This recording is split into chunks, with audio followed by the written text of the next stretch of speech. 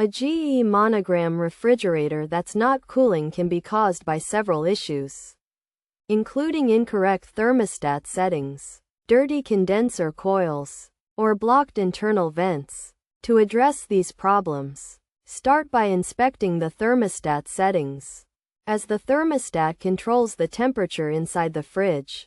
Setting the temperature to 37 degrees Fahrenheit or 3 degrees Celsius can help resolve the issue. Allow the fridge to settle for a while. Then check if it's cooling properly. Ensure the refrigerator door and seals are closed properly as well. If the issue persists, clean the condenser coils, which can become dirty over time due to accumulated dust and grime, preventing the fridge from cooling properly. Use a vacuum cleaner to gently remove the dust and grime.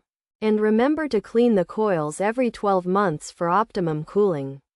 If the problem still exists, check the internal vents, which can be blocked by items stored in the fridge, preventing cold air from circulating. Inspect the freezer and other compartments, and carefully remove any items that may be blocking the vents to allow for even cooling. By following these steps, you should be able to fix a GE Monogram refrigerator that's not cooling.